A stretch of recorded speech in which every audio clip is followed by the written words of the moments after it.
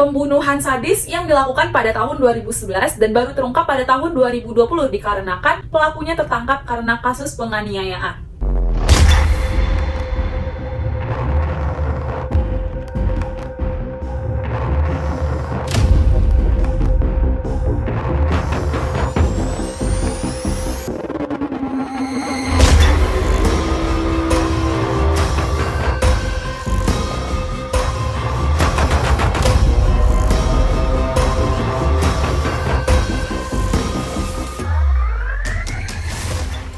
Hai, it's me Suci Nurul Afila. Welcome back to my channel. Di sini aku bakal ngebahas kasus kriminal yang dialami oleh orang biasa yang berada di sekitar kita. Buat kalian yang menyukai kasus kriminal, jangan lupa klik tombol subscribe dan hidupin lonceng untuk dapetin notifikasi video terbaru. Kisah ini bermula pada tanggal 2 Juni 2012, yang dimana Anwar datang mencari Alan di rumah mertuanya. Nah, di sini Alan mempunyai usaha peternakan ayam potong yang dimana usahanya sedang mengalami kerugian. Keuangan lagi krisis dan gak punya uang, timbul niatnya Alan untuk ngebunuh Mas Rafa yang merupakan selingkuhannya Alan. Niat ngebunuh Mas Rafa biar bisa motornya ini diambil terus dijual. Karena sudah memikirkan keuntungannya, Anwar dan Alan akhirnya membuat rencana. 2 hari kemudian, Alan mancing Mas Rafa lewat SMS. Isi chatannya itu, Alan ngomong kalau Alan ini mau nemenin Mas Rafa buat beli obat jam 8 malam. Soalnya, minggu kemarin Mas Rafa ini juga sempat ngomong sama Alan buat minta ditemenin beli obat sakit perut.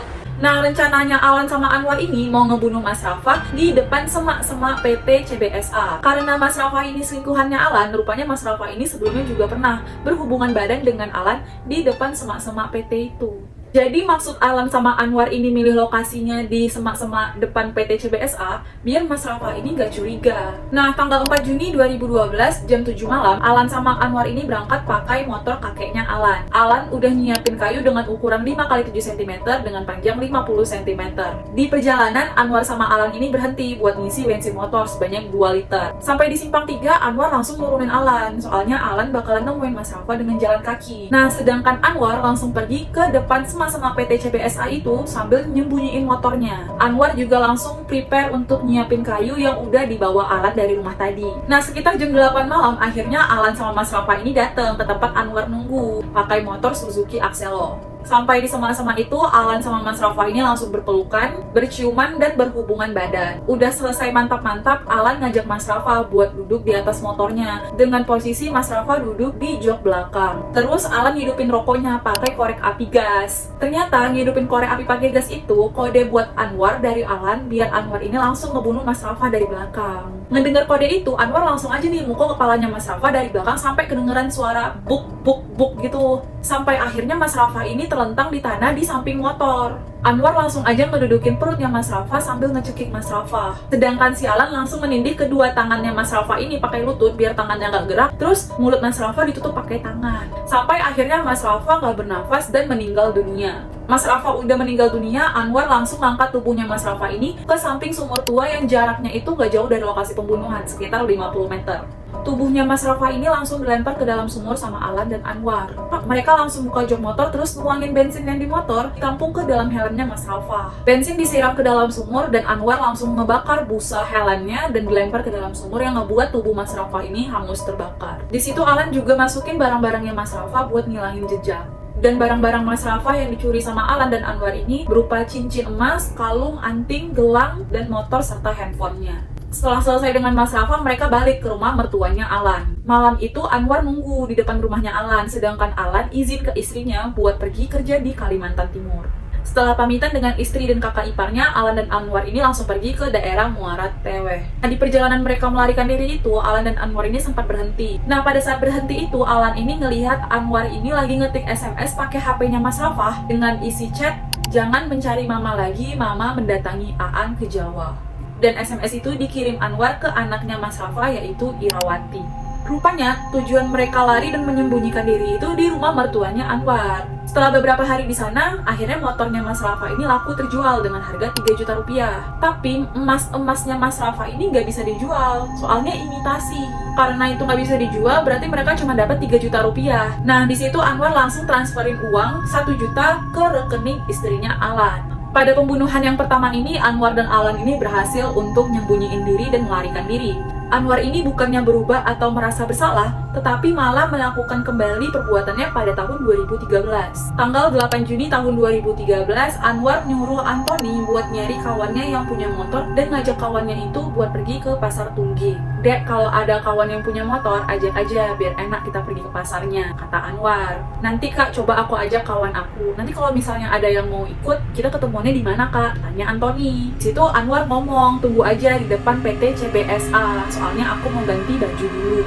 Kawannya Anthony ini ada yang mau diajak ke pasar Tungging, namanya Mahmud. Anthony langsung lapor ke Anwar kalau ada kawannya yang mau ikut ke pasar Tungging. Sebelum pergi ke pasar Tungging, Anthony ini ngomong ke Mahmud kalau mau menjemput kakaknya dulu di depan PT CBSA. Nah, di situ posisinya motor yang dibawa ini kan motor Mahmud, tapi yang bawa motornya ini si Anthony, jadi Mahmud yang dibonceng. Nah, waktu udah sampai di sana, rupanya mereka pas-pasan sama Anwar. Anwar ini juga baru dateng. Anthony ini nanya ke Anwar, jadi Kak? Anwar ngejawab, jadi aja.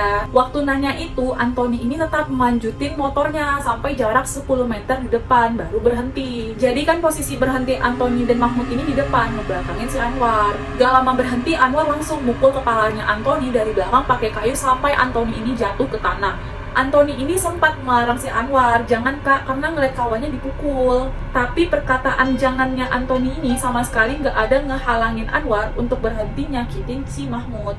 Mahmud mau bangun dipukul lagi, mau bangun dipukul lagi, gitu terus sampai akhirnya Mahmud gak sadarin diri. Anwar langsung ngambil HP Mahmud dan nyuruh Anthony pergi buat beli bensin dan ngasih uang 20.000. Siap beli bensin, Anthony langsung ngebantu Anwar ngangkatin badannya Mahmud ke atas motor terus dibawa ke sumur tua. Sama kayak Mas Rafah, tubuhnya Mahmud ini juga dibakar di dalam sumur tua. Pada tahun 2013 itu, waktu lagi zaman-zamannya HP BlackBerry Gemini. HP-nya Mahmud ini BlackBerry, terus Anwar ini nyuruh Anthony buat ngejual HP-nya Mahmud dan laku dengan harga 700.000. Penemuan mayat dari korban kejahatan Anwar ini ditemukan pada tanggal 17 Juni 2013. Mayatnya Mas Rafa dan Anthony ini bisa ditemukan karena warga sekitar ada yang nyari daun singkong di sekitar sumur tua. Waktu lagi nyari daun singkong itu, kecium bau bangkai yang nyengat banget. Karena ngerasa aneh, bapak yang nyari daun singkong ini langsung ngumpulin warga dan nyuruh warga buat ngecek sumur itu. Kondisi sumur pas dicek itu berair, terus banyak daun-daun yang nutupin. Sumur itu dibongkar dan ditemukan 2 mayat dengan kondisi 1 mayat baru dan 1 mayat yang udah jadi kerangka. Setelah melakukan pembunuhan dan pembakaran mayat, Anwar ini melarikan diri dan tidak ada sama sekali niatan untuk menyerahkan diri selama 5 tahun. Dan saat pelarian diri itu, Anwar sempat mengganti identitas dirinya seperti nama. Pada tahun 2018, Anwar masuk penjara karena kasus penganiayaan dengan identitas nama Aldi Rizwar, yang dimana nama Aldi Rizwar tersebut dipakai Anwar untuk membohongi pihak kepolisian. Karena itu, majelis hakim menilai kalau Anwar ini sama sekali gak ada penyesalan di dalam dirinya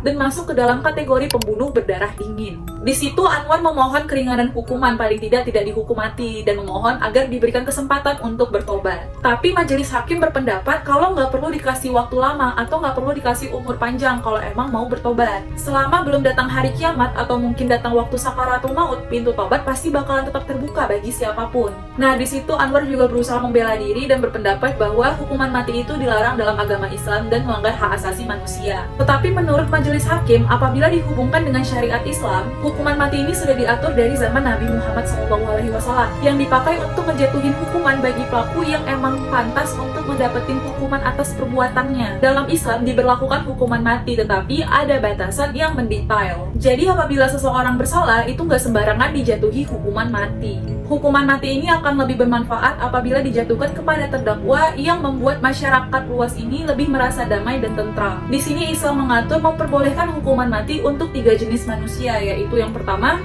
manusia pembunuh, yang kedua, pezina mushan, dan yang ketiga, manusia murtad. Hukuman yang dijatuhi ke Anwar ini bukan bermaksud untuk membalas perbuatannya, tetapi untuk mencegah kejahatannya lagi, baik kejahatan umum maupun kejahatan khususnya, untuk membinasakan orang yang melakukan kejahatan dari pergaulan masyarakat, dan juga untuk menjamin ketertiban hukum yang dimana negara mempunyai peran untuk melindungi masyarakat. Majelis hakim akhirnya menyatakan Rosehan Anwar telah terbukti secara sah dan meyakinkan bersalah melakukan tindak pidana turut serta melakukan pembunuhan dan disertai oleh suatu perbuatan pidana dilakukan dengan maksud untuk mempermudah perbuatannya atau untuk melepaskan diri dan peserta lainnya dari pidana dalam hal tertangkap tangan atau untuk memastikan penguasaan barang yang diperolehnya dengan cara melawan hukum dan diancam pidana dengan pasal 340, pasal 55 ayat 1, pasal 363 ayat 1, pasal 339 dan dijatuhkan pidana dengan pidana mati. Menurut kalian gimana? Pantas gak Anwar mendapatkan hukuman mati? Atau setiap manusia yang telah melakukan tindak pidana berhak diberikan kesempatan untuk hidup mengingat adanya hak asasi manusia? Jangan lupa nulis pendapat kalian di kolom komentar video ini. Dan aku bakalan tunggu requestan kalian untuk kasus apa lagi yang seru bakalan kita bahas di next video selanjutnya. Jangan lupa subscribe karena aku gak sabar bakalan ketemu kalian lagi. Bye-bye!